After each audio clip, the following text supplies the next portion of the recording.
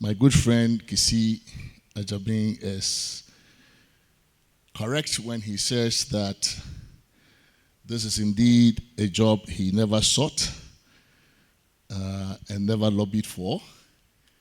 And I think it is clear from his presentation that we have indeed taken him from some other vocation or profession he would most definitely have excelled at, which is not the law, something that he does very well. But I think, just like Umaru Sanda said, I mean, when I read this, I was very attracted by the literary quality of the work. It reads very well. I didn't know he had such flair for language and almost poetic in the way of his expression. So clearly this man is a man of many parts, could have done something else with his life, could have become our Chinua Achebe. We haven't produced one at that level yet, globally, certainly not in contemporary times. And unfortunately or fortunately, he gave up all of that prospect to come and take what has become for him a thankless job.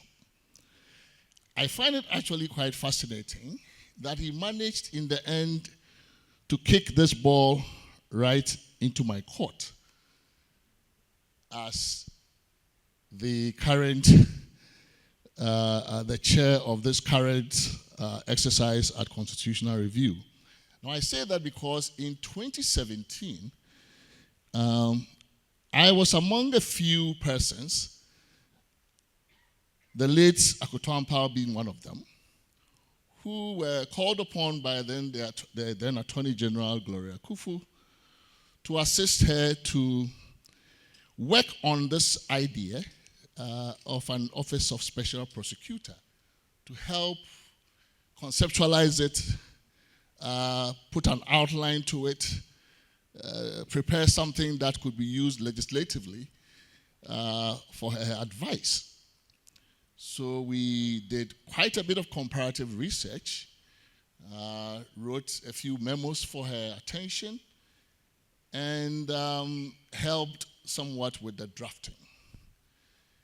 And I remember that we went even to Koforidua, what was it, Capital something Hotel, with the Committee on Constitutional and Legal Affairs, working on the draft from the Legislative Division, trying to get this into law. And we did it with very high hopes that by trying to parcel from the Attorney General's power, trying to carve out of that a very small bit of that power that would be then delegated to or assigned to a special prosecutor, that we were going to be dealing with this problem of an attorney general who was a politician and therefore was almost naturally conflicted out when it came to dealing with politically exposed persons. So we're very hopeful that this would work. In the course of time, I have to admit that I have become one of those skeptics about the utility of our efforts. I haven't necessarily publicly advocated the abolition of the office. Maybe I have. Sometimes I forget what I've said publicly. But I have become probably just as frustrated as the incumbent holder of that office in the various ways and means we have devised to make that office not work. So he now kicks it to me and my committee to solve the problem, right? I thought we were designing that office to solve a problem that could not entirely be solved within the four walls of the Constitution. And now, very cleverly, he makes me the person responsible somehow with my committee for finding some room in the Constitution to solve this problem. I think the call he makes is a very urgent and dire one. I think he's made a very strong case for why, if we haven't set up, that we should begin to set up. Esumnua he's talking about is not something in the distant future. It is right here, almost in a literal way, right? When you drive through the streets of Accra in the night, I don't know about you, there are almost no lights. No lights. Very dark. In the day, it's filthy. In the nights, they're very dark. It's not just Accra. These are all resource questions. Right? Simply resource questions. You travel some of the capital cities in our neighborhood. We don't like to admit this, but you should visit our neighborhoods. Don't go far. You can start from Dakar and maybe just stop at. Don't even go to Lagos. You can stop at Cotonou these days. In the night, you can see. You can see. You can drive through the cities and you see. Right? We have, for too long, punched below our weight as a country. That much is fact. Right? We enjoy a lot of goodwill. We have enjoyed a lot of goodwill from the years of independence. Strangely, despite our disappointment, we continue to enjoy a lot of goodwill. So, like I like to say, the Ghana brand is still very strong. What is left is for the product to match the brand. And the product continues to fail. Many who come to our shores to taste the product for the first time, attracted to these parts by the strength of the brand, increasingly go away disappointed. Is that it? This is it? Accra? That's Accra? I have had friends who visited Ghana for the first time tell me this, to my shame. So the call is an urgent one, and I like the subtitle, In Aid of Development. We must do this in aid of development. But I would add not just in aid of development, but also in aid of our democracy. Because it is indeed, we are somewhat putting it at risk.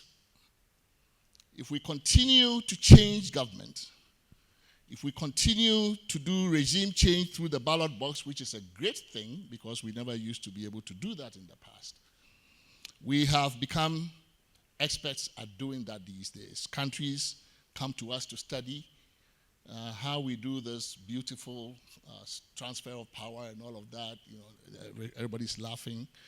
And yet, how we manage to govern so badly in the period after elections. And when you have choiceless elections, when citizens do not believe that changing the baton makes a difference, when they begin to despair that the only people who profit from democracy are those who manage to enter the political class, those who get appointed to offices, they are the ones who are experiencing a transformation in their lives. Very few others are. If we continue to play that game, sooner than later, I think, too many of the people will despair and will give up on democracy. That is very clear. Democracy is going through very troubled times globally, even in those countries that were once seen as the paragons of democracy and the rule of law. So I think the call he makes is a very urgent one. We must do it because we are falling too far behind the development ladder. Ghana is not looking good. I went to Kumasi just this past weekend. I almost never fly. I've only gone by air to Kumasi once in my lifetime. It was probably paid for by somebody. On my own, I always drive. And it's a tortuous journey. Right? It is just, these are the two largest cities right, in the country. And that is what links the two of them. Not too long ago, I did a similar journey on the other side, on the coastal side, going for a funeral somewhere in this Brakwa area in the central region. This is the link between Accra and where we send our visitors who come. 30 December, wherever. We send them there to see the forts and all the slave tourism. Don't we feel shame? How we travel that distance and the risk to our lives. I mean, this is not right. Right? So when he calls us to really do this for ourselves in aid of our development, he couldn't be more right. This is 2025, for goodness sake. And Ghana is not looking good. But the urgency, I think, is also drawn home by the fact that we are in the throes of a sovereign bankruptcy. In spite of all of the resources that God, nature has gifted us, we have borrowed to a point of bankruptcy. And it does not reflect, right? The scale of the borrowing does not even reflect in what we see on the ground. So we're in a very desperate position now. Where are we going to find the resources? Trump has made good on his threats. The first time around, he just called us a shithole. That was undignifying enough, right? That was bad enough for many of us who feel shame. Now it's not just a shithole. He says he's not going to open his purse strings to finance your health, any portion of your health bill. The USAID is going to go kaput. Now he says even the Foreign Corrupt Practices Act. You know, the US used to have this law. If you're an American company, you were by law, by US law, prohibited from using bribery and corruption to win contracts abroad. He says, he's going to do away with that. Why do we have to help these countries that are corrupt already to fight corruption? So he's going to take care of that too. In other words, as every other country looks inward, increasingly countries in our part of the world are going to be on our own. So the call is urgent, right? And there are too many reasons, I believe, why we should heed that call and do so now. So I think the points made are really very critical. I take exception with a certain portion of it, and I'll get to it. But I think what he has painted is a picture of a country where what has to be high-risk behavior or high-risk venture is actually the one that is low risk, and what has to be low risk is the one that we have made into a high-risk venture. So fighting corruption has become a very high-risk venture in Ghana. While corruption has become a low-risk enterprise. How exactly you fight corruption when you have this imbalance, when the fight itself is high risk, but the behavior you are fighting is low risk, you are certainly going to produce more of the bad behavior you want to fight and very little of the high-risk behavior. So I think he makes, again, a call for us to reverse this order. There's no way you can fight corruption when the cost of fighting it is greater to the person fighting it, to the institutions fighting it, than the corrupt conduct itself, right? So the way to go about it, the essential plea he's making, let's make corruption the high-risk activity and spare him and his officers at the OSP the risk to their reputation, sometimes to their lives, that come from trying to stand as the one who is fighting corruption. he also tried to allude to the ways in which perhaps we should re-examine some of our norms as a society.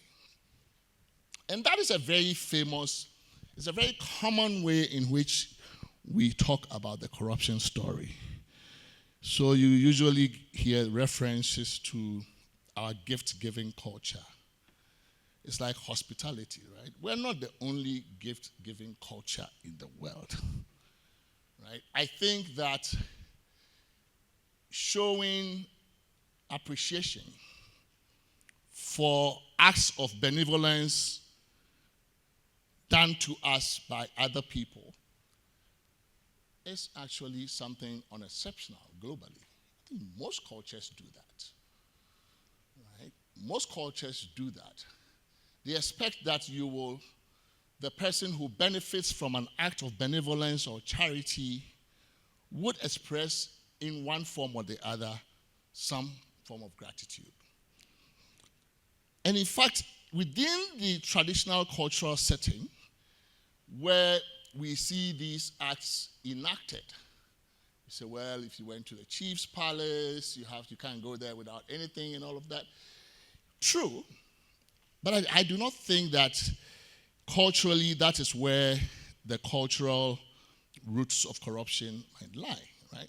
Because those acts are done transparently. We all know about it. It's a rule.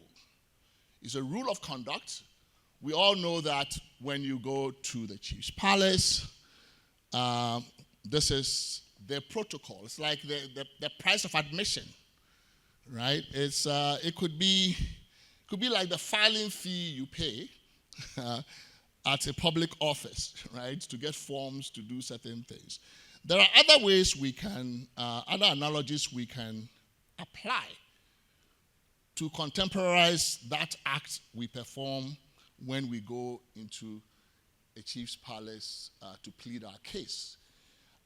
I think it's a bit of a stretch when we take that and say that because of that performative exercise we must perform, that somehow these are where we derive our norms around corruption.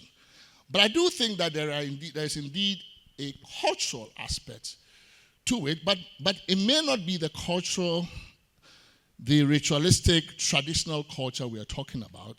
Maybe it's more a certain political culture that we're talking about.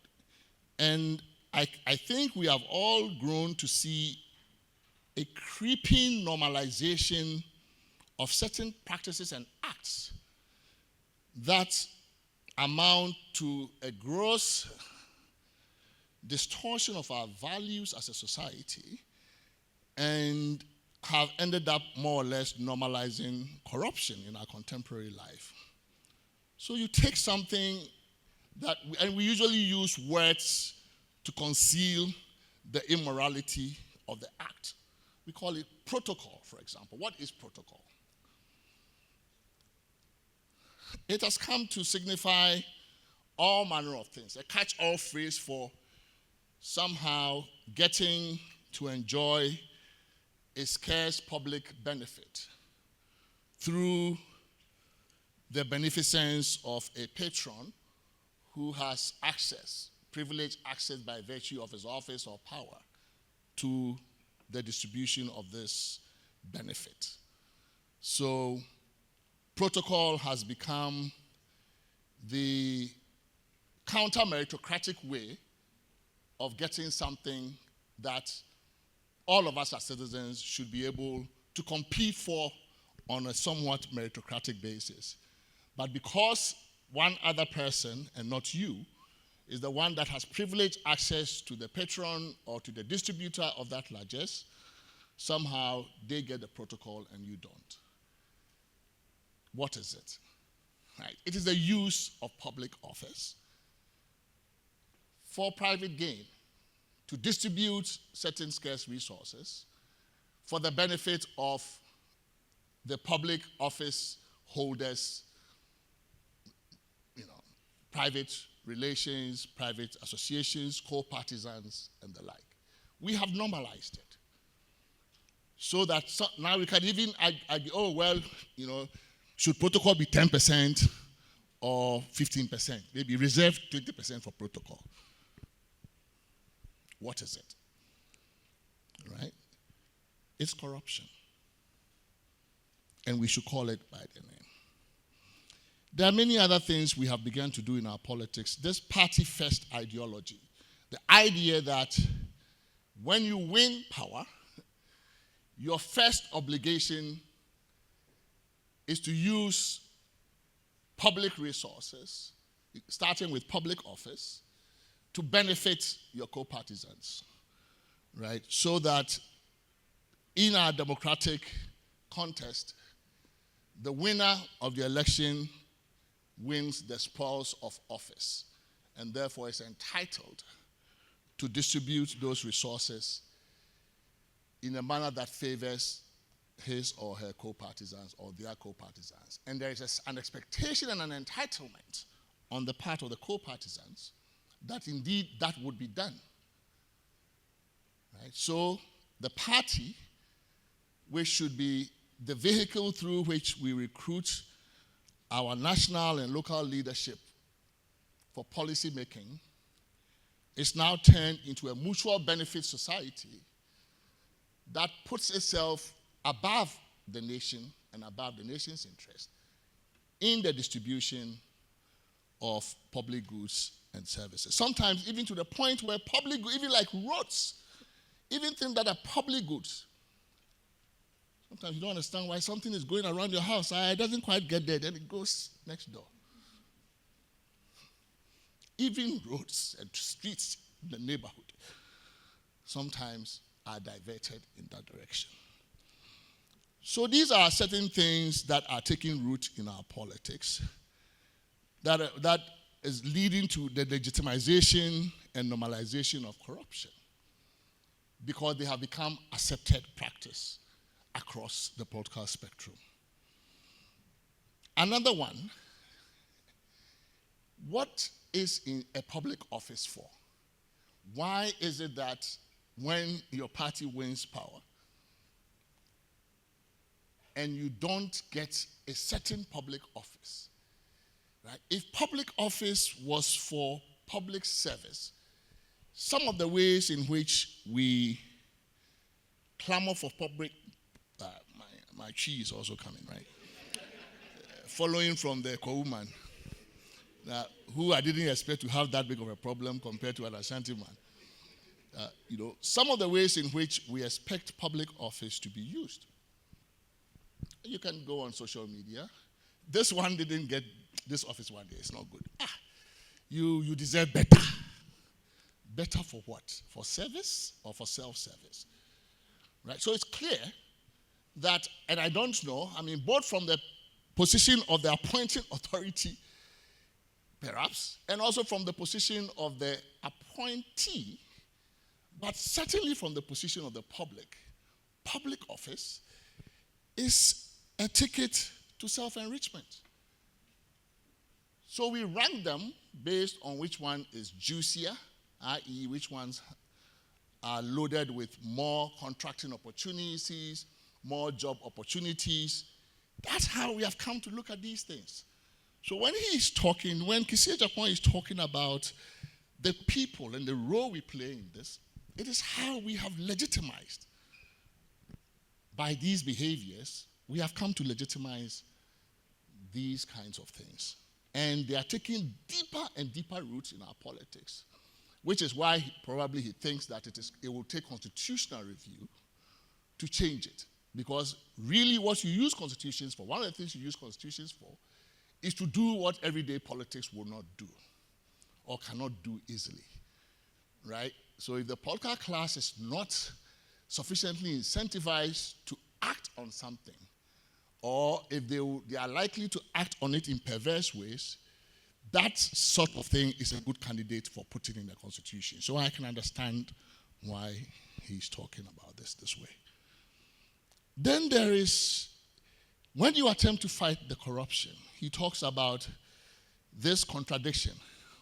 We want to fight corruption, but we don't. Elsewhere, this is called the NIMBY principle, right? Not in my backyard, So you want something done about a problem. But the moment it gets close to your backyard, you protest. So you don't want it done to you or to anybody closely related to you, but you want it done to the other side, to your rivals. And that is how we have come to see corruption.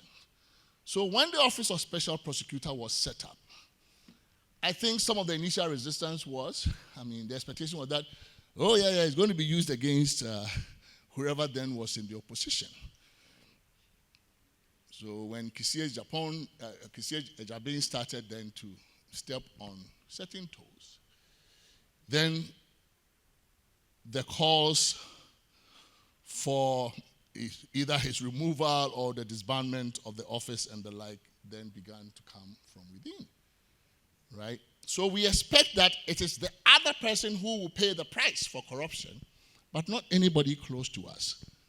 That is indeed a big challenge. If you are confronted within a political culture with this sentiment, then how do you fight corruption? I'm happy that he mentioned among the areas he thinks we should look at political party financing and campaign financing. And in fact, in the work that previous work we have done at CDD, this is stuff that even the political class, there is a great deal of demand from within the political class for something to be done about this, about the cost of politics. And in one of the sessions, working sessions that we had with politicians at CDD, we had a working group on campaign finance. A very interesting point was made, that we should find a way to make, for example, vote buying not just a high-risk proposition for the buyer, but also for the seller of the vote, right? Because we tend to think of it as something that the politicians do. It's like a one-way traffic. But I think that, if you're an ingenious legal drafter, certainly should be able to make both ends of the transaction punishable, right? And that idea came from a politician. Says, look, if you guys just try to tie our hands, but you don't put any liability, criminal liability on the other side, this won't work. I think it's a brilliant idea, right? To the extent that Kissi Agyebeng is calling for an enactment of a new Corrupt Practices Act.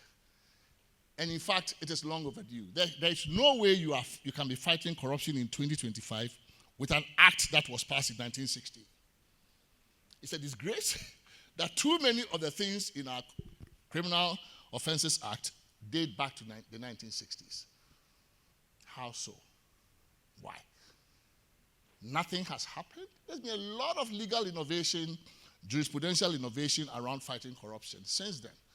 Plenty. In the countries that believe the most in democracy and the rule of law, a lot has changed about fighting corruption. Changing presumptions, even to the point of putting the presumption of guilt sometimes on the accused person to turn it around. We have non-conviction based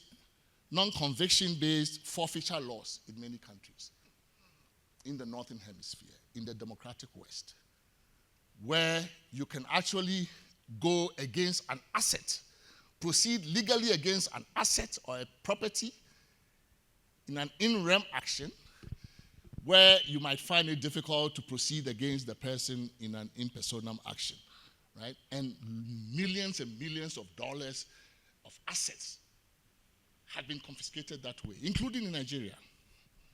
They do those things. Our laws are too old. The tools we're giving the fighters of corruption are way too archaic.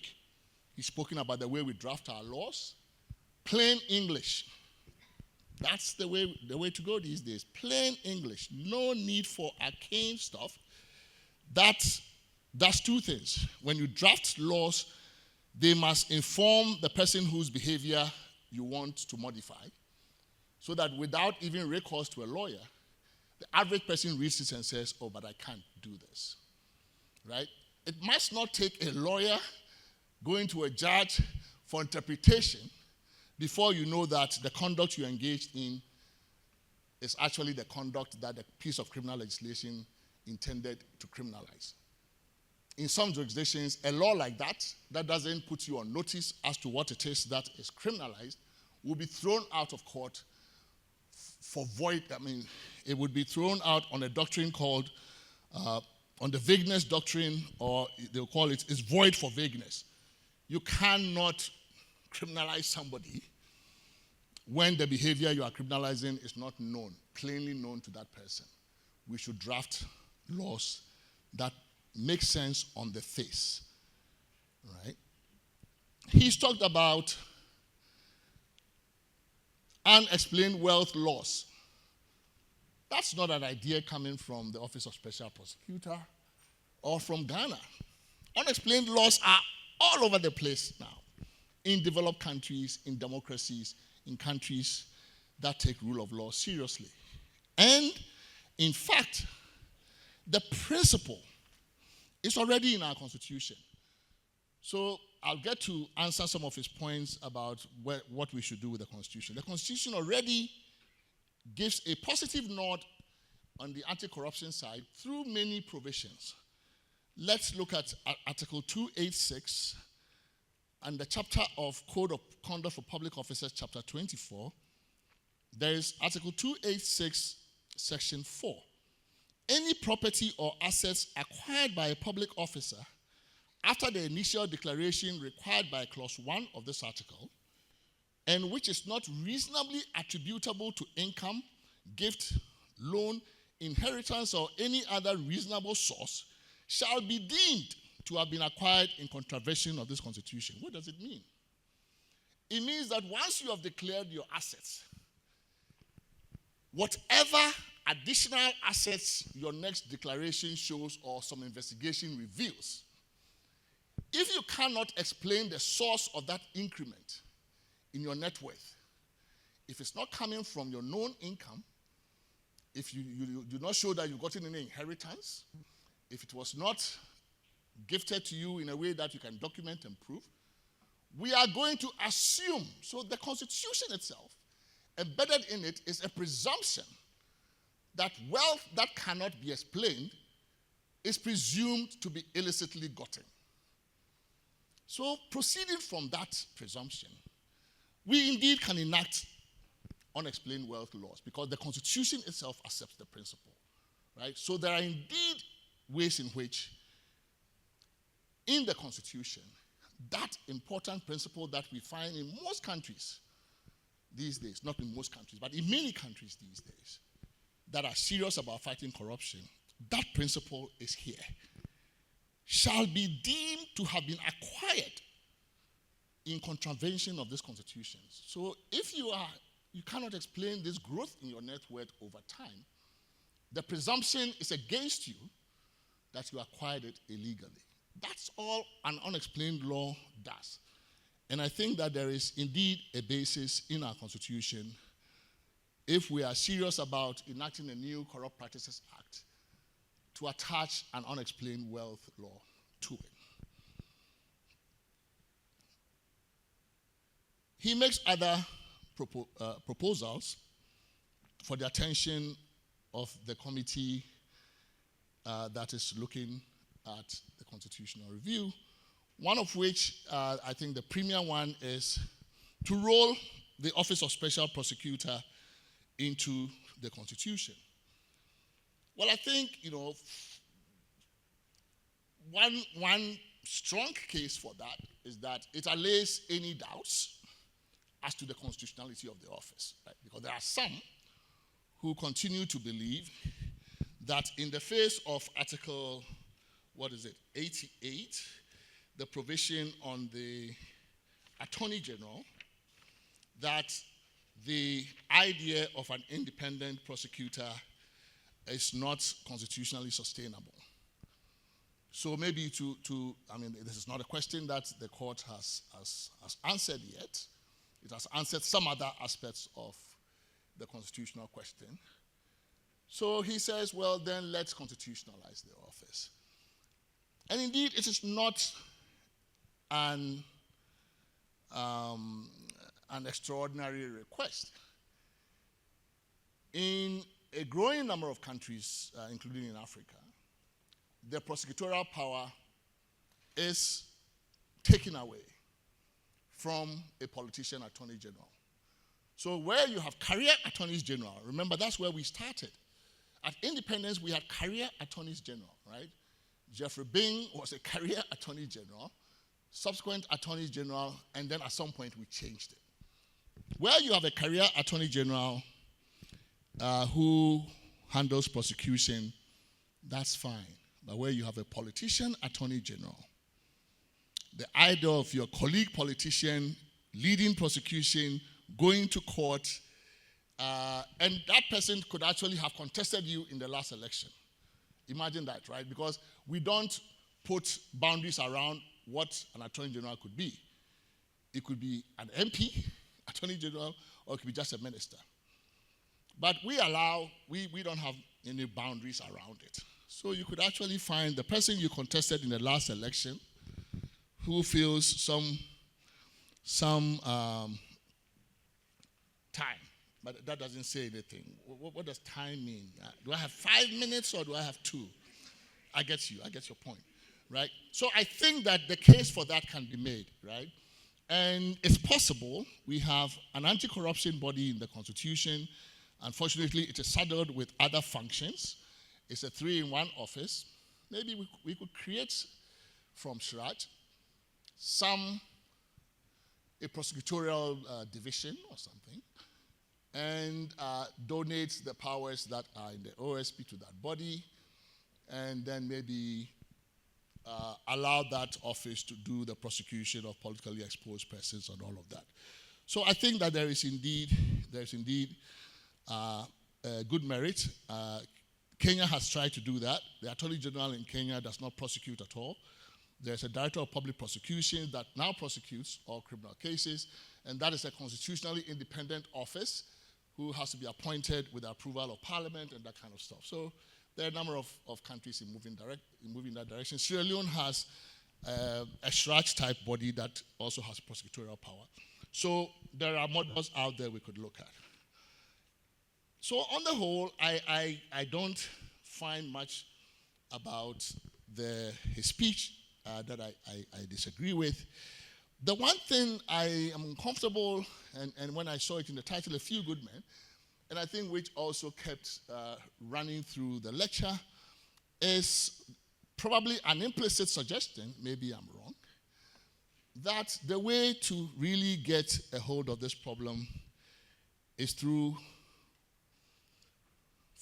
a fight about morality. That this is a fight about morality. Now, I have always been worried about corruption waged as a moral crusade. Not that I do not believe that there is a moral content to the problem, but I think that given scarcity of resources, if you are going to fight corruption from the moral side, if it is going to be about growing the number of good men and women, then it is going to be a very tall order. Why do I say that? I think corruption, like any crime, happens when two things meet.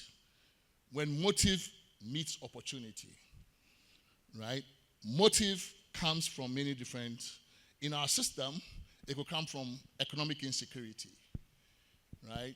People, you are in the public office or you are in a private place, you are getting close to 60,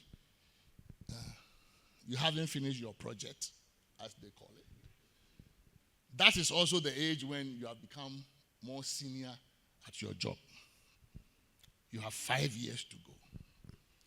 So the pressures of economic insecurity, post-retirement insecurity, is something that we need to think about seriously. So yes, that might give you a motive. On the need side, it might give you a motive to be corrupt. But notwithstanding that motive, if there is no opportunity, corruption would not happen. So no matter how many units of need you have, if M, the motive, times O, opportunity, if opportunity is 0, No matter how high your M, the product is still M times 0 equals 0, right? So you cannot. If you leave your house today intending to pickpocket in Makola, you have the motive. But if everybody guarded their pockets and their wallets and their purses on that day, you will come back home very furious because you will not have achieved your goal. So motive needs opportunity for a crime to occur, for corruption to happen. In our system, motive is plentiful. As everywhere, human nature, motive is plentiful. Need is one, greed is another. Sometimes greed, even your values, the values in the society push you, right? So greed could also actually give you the motive. In a system that rewards corrupt people and that actually vilifies the upright, you might have a motive to be corrupt. But again, so I don't say that the motive side is not important, that the moral side is not important. It is. But given scarce resources, I think that an office of special prosecutor, any government institution, should be designed around making sure that the opportunities for corruption are reduced. Right? And so my equation, the famous equation for corruption, C equals M times O, where M is the motive and O is the opportunity, and all of that divided by S, which is the sanction, right? This is where the Office of Special Prosecutor is. It's in the sanction area, but also in the opportunity area, because if you do the sanctioning well, it will reduce the opportunity. The need, we can leave it for now. Maybe the economy improves, maybe we do something, maybe Christ comes, or the churches take it upon themselves and get serious about morality. Maybe we can do something about M. But I think if we have to wait for a few good men and women, the enterprise of fighting corruption is going to be very difficult. So I would actually say that in our system, the reason why corruption is so huge in scale, it's not just because the motive or the M is there. It is everywhere globally. It is because on top of this M, the opportunity for corruption is so vast and ample, and the sanctions so weak and non-existent, that it is bound to be on the scale we are seeing. So we should spend more time on trying to unravel this opportunity problem. Some who have studied this have said, well, the opportunity is high partly because discretion is very high. It's true. When you read the laws of Ghana, you think, this is a very interesting country. Why give any public office holder so much discretion? So you say, okay, we must do the oil allocation, block allocation by competitive bidding. However, the minister, in his discretion, wow. So what is the minister going to do? Discretion. Right? And in our system, discretion means license. You can just do whatever you like. Say, oh, but I have discretion. So you undermine the law that you have passed to encourage transparent, accountable, competitive, meritocratic allocation of a resource by giving discretion in the exception to the public office holder. We do it in our procurement laws. You say, oh, you should do competitive bidding, but however, sole sourcing. And then we undermine it. So discretion creates ample opportunity for corruption. It makes the O go up infinitely high. You're not going to fight corruption in the natural resource sector by passing a law like that. No. And that is why the Constitution framers, in their wisdom, also put Article 296 there. But we have almost read it out of the Constitution. It says, whoever makes a decision, it cannot be capricious. What does it mean? It means we must know the reasons for why you make certain decisions. Publish the reasons. Let us see how you make it. Let us be transparent. So there are some tools in the Constitution, even as we find it today, right? The Constitution is not perfect. No Constitution can ever be. But it does have something. Some things in there that can be the basis of a very credible fight against corruption. But I think our legal institutions, including our legal doctrines, are way too archaic for the times. We must embrace a lot of legal innovation, including some of the ideas that Kissi Agyebeng has put forth, right? We must embrace a lot of legal innovation because corruption mutates from day to day. When you are in a developed country, the laws are changing all the time to catch up with corrupt behavior. We are relying on the 1962 to do the fight. It is not fit for purpose, right? So I commend my brother for really this wonderful lecture, and he, of course, invites our sympathy. He feels like, a guy who believes in the guy is dressed like some funky guy. He wants to have a cool life. Here you are, you say you should go and fight corruption, and now you don't want him to do the job too. But I think there are ways in which we can do it. I don't think constitutional review is a silver bullet. I think every one of the efforts we have to review the Constitution, to plug holes, to enhance particular institutions, I think we must take that opportunity. I happen to believe our Constitution is too permissive. It's not sufficiently regulatory. It assumes almost that the system is going to be worked by angels. No system is going to be worked by angels. So we must actually, without assuming that anybody is going to be an angel, that's how you write a good constitution. Assume the worst, that you are not going to get angels, that they're going to be mere mortals who have a lot of to do bad things for self-interested reason, and then it is for you then to narrow the opportunities for that to happen, to increase the sanctions, to make sure that these things don't actually fester. So I think that is, for me, the nature of the project that is before us, and I think we should all join together to make this work. Darkness has befallen us already. It is not about to befall us. It has befallen us already. The time to act is now. Thank you.